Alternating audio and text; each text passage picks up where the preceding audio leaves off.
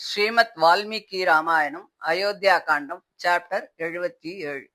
முதுவா அப்படி இப்படி 10 நாள் ஆச்சு. பிறகு 11வது நாள்ல புண்ணியாவஜனம் நவஸ்ரார்த்தம் முதலிய சுத்திகளை எல்லாம் பண்ணினா. 12வது நாள்ல சோடச சிராத்தம் மாசிகம் சபிண்டிகரணம் முதலிய கிரியைகளை எல்லாம் நடத்துறா. அந்த காலத்துல சகல கிரியைகளும் 12 நாள்ல முடிச்சுட்டா அப்படிங்கிற மாதிரி இப்ப இதுல நமக்கு புரியுறது. இப்போ அவைகளை 12 மாசத்துல ஊனமாசிகம் மாசிகம் சோத கும்பம் அப்படின்னு கிரமமா பண்ற. வருஷத்தின் முடிவுல அப்திக சிரார்த்தத்தோட அதை பூர்த்தி பண்றா.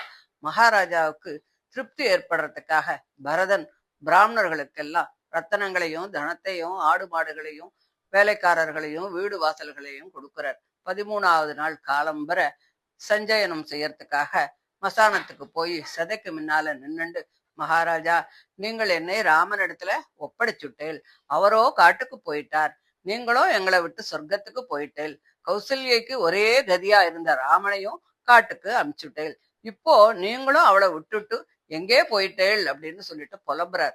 தசரதருடைய தேகம் எரிக்கப்பட்டு சாம்பலும் எலும்புமாக இருக்கிற இடத்த பார்த்து பெரும் குரல் எடுத்து அழுது பூமியில மூர்ச்சை அடைஞ்சு விழறார்.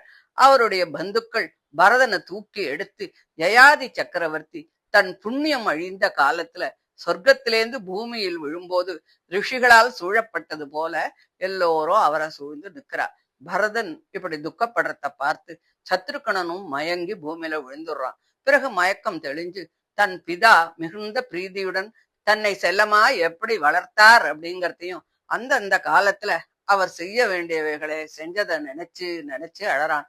மந்திரையிடம் இருந்து உண்டான வரங்களை கொடுப்பது என்ற சோக சமுத்திரம் கைகேயி என்ற பெரிய முதலையால் பீடிக்கப்பட்டு ஒரு பெரிய ஆழத்துல எங்களை அமுக்கிடுத்து, தாங்கள் ரொம்ப செல்லமா வளர்த்த பரதனை இங்கே இப்படி தனியா விட்டுட்டு நீங்க எங்கே போனேள், எங்களுக்கு போஜனங்களையும் பானங்களையும் ஆடை ஆபரணங்களையும் கொடுத்து நீ எதை வேண்டுமானாலும் எடுத்துக்கோ அப்படின்னு நீங்க கட்டாயப்படுத்துவேளே, எங்களை யார் இது போல இனிமேல ஆதரிக்க போறா?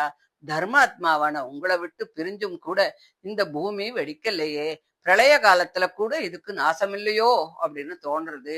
நீங்களும் சொர்க்கத்துக்கு போய் ராமனும் காட்டுக்கு போன அப்புறமா இங்கே நான் எப்படி இருக்க போறேன்? இந்த நிமிஷத்திலேயே இந்த நெருப்புல விழுந்து உயிரை விடுறேன். தகப்பனும் இல்லாமல் தமையனும் இல்லாமல் சூன்யமா இருக்கும் இந்த இஷ்வாகுகுல ராஜதானியான அயோத்தியில காலடி வைக்க என்னால முடியாது, அதனால நானும் காட்டுக்கு போறேன் அப்படின்னு பரத சத்ருக்னர்கள் சொல்லி சொல்லி அழறா. ஜனங்கள் எல்லாம் தாங்க முடியாத துக்கத்தை அடையிறா. அந்த ராஜபுத்திரர்கள் கொம்பு ஒடிஞ்ச ஒரு காளை போல பூமியில விழுந்து புரண்டு அழறா.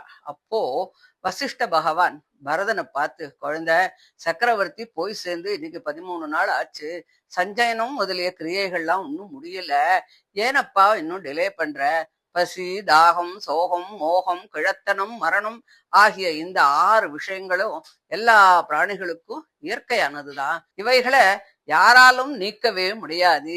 இவை நடக்கிற காலத்துல நடந்துதான் ஆகும். அதனால நீ இப்படி வருத்தப்படக்கூடாது, இது நல்லதில்ல அப்படின்னு சொல்றார். சுமந்திரர் சத்ருகணனை சமாதானம் பண்றார். கண்ணீரை தொடச்சுண்டு சிவந்த கண்களோடு அழுகின்ற அந்த ராஜகுமாரர்களை பந்துக்கள் மேலே நடக்க வேண்டிய கிரியைகள் எல்லாம் பூர்த்தி பண்ணுங்கோ அப்படின்னு சொல்லி அவசரப்படுத்துறா. இப்பெல்லாம் இந்த சஞ்சயனம் அப்படிங்கறத 2வது நாள்லயே பண்றா. ஏன்னா மனுஷ தேகம்ங்கிறது அது அநித்தியமானது, அதுக்கு எப்ப என்ன நடக்கும்னு தெரியாதுங்கிறதுனால இந்த காலத்துல அப்படி பண்றா அப்படின்னு சொல்லி இந்த 77வது அத்தியாயத்தை முடிக்கிறார். இதை தொடர்ந்து 78வது அத்தியாயத்தை அடுத்த ஆடியோல பார்க்கலாம். தேங்க்யூ.